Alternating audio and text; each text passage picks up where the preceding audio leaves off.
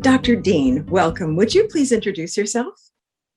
Certainly, and thank you for having me. My name's Rob Dean, and I'm a hematologist and medical oncologist and a staff physician at the Cleveland Clinic Taussig Cancer Institute. Excellent, thank you. Let's start with looking at understanding and treating DLBCL. What are the subtypes of DLBCL? The classification of diffuse large B-cell lymphoma has gotten a little more complicated as our understanding of it has gotten deeper.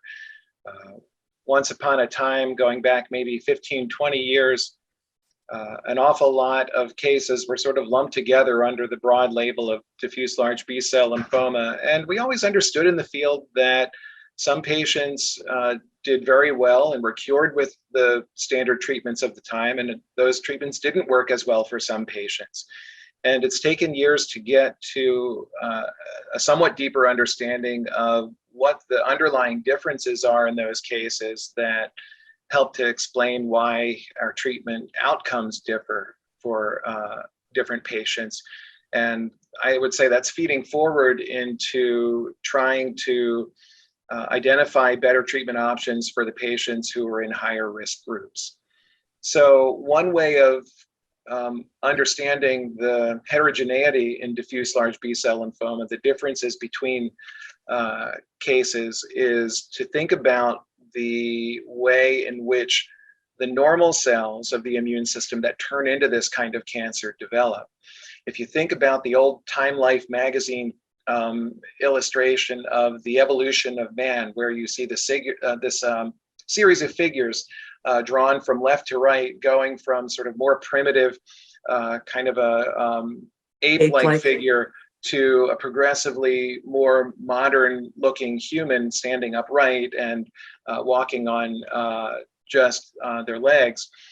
The way that these immune cells, which are the antibody-making B cells of the immune system, develop from a more primitive cell, you can think of it in similar terms.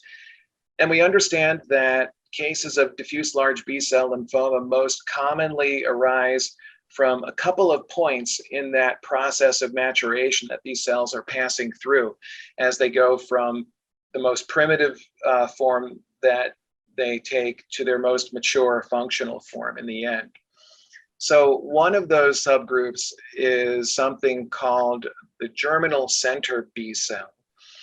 And that involves the part of the maturation process where these immune cells have left the bone marrow, passed into a lymph node, and are interacting with other immune cells as part of their education and development process.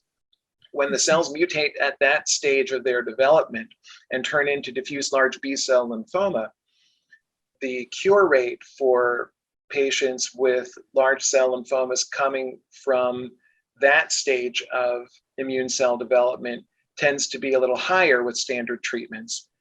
When the lymphoma cells arise from an immune cell that has passed beyond that point in the maturation process to what is referred to as an activated B cell, then the cure rates with standard treatment historically have been a little lower.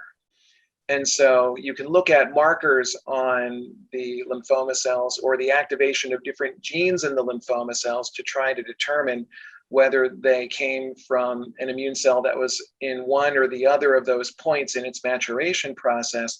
And we know that that correlates with outcomes.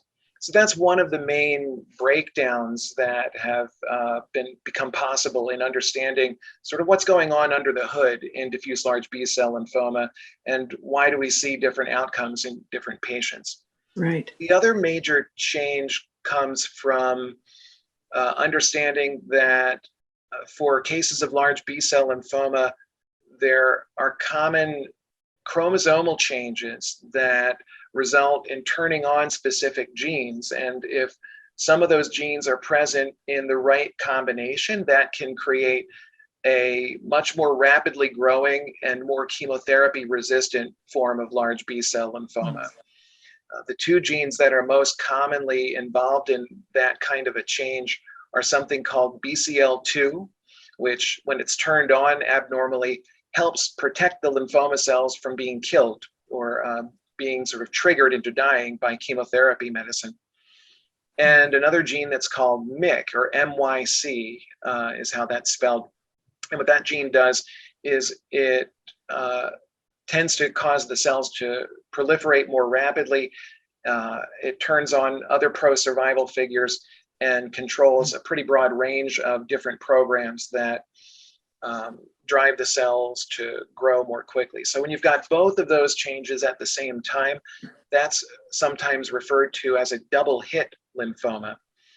And large cell lymphomas with that double hit kind of chromosome change have been shown in studies to have a significantly lower cure rate with our most commonly used standard treatment for this form of lymphoma, what we call R-CHOP. So being able to recognize those changes in cases of large B-cell lymphoma is important nowadays, both in terms of being able to share prognostic information with patients, to be able to tell them what we think the likelihood of not just getting into remission, but eventually being cured will be. And also, for some situations, considering whether a treatment other than the standard R-CHOP regimen might be a better option.